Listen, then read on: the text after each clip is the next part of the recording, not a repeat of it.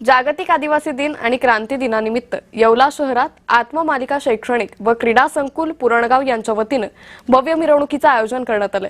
यावेळी विद्यार्थ्यांनी आदिवासी बांधवांची पारंपरिक वेशभूषा परिधान करून मिरवणुकीत सहभाग घेतला। विद्यार्थ्यांनी सादर केलेल्या आदिवासी नृत्यानं मिरवणुकीत रंगत आली।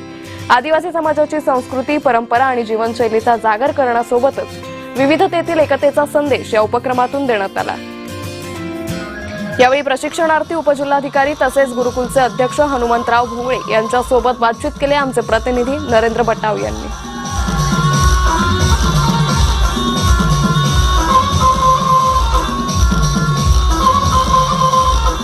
आज आदिवासी दिन हा सर्वत्र उत्साह साजरा होत आहे। आपण बघतो तर येवल्यात देखील आत्ममालिका गुरुकुलाच्या वतीने भव्य अशी आदिवासी यांची मिरवणूक देखील काढण्यात आलेली आहे। आपल्यासोबत याच गुरुकुलाचे काही चेअरमन, काय सांगाल ते कशा प्रकारे मिरवणूक काढली, कसा दिन साजरा करताय? मिरवणूक ही एनसीसी आणि मिलिटरी यांच्या छात्रांनी आणि गुरुकुलाच्या आदिवासी विद्यार्थ्यांनी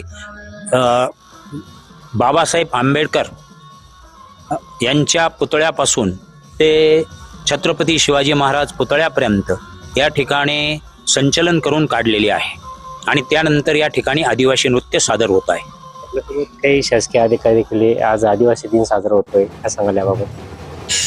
आदिवासी दिन हा आपण कशासाठी साजरा करतो? तर आदिवासी दिन हा आदिवासींची जी संस्कृती आहे किंवा त्यांच्या ज्या परंपरा आहेत यांचं जोपासन व्हावं, तसंच आदिवासींनी जे स्वातंत्र्य लढ्यामध्ये जसं की बिरसा मुंडा असतील, राघोजी भांगरे असतील किंवा तंटा भिल्ल असेल, यांनी जे बलिदान दिलं आहे त्या बलिदानाचं आपण एक आठवण म्हणून हा दिन आज साजरा करतो आहोत।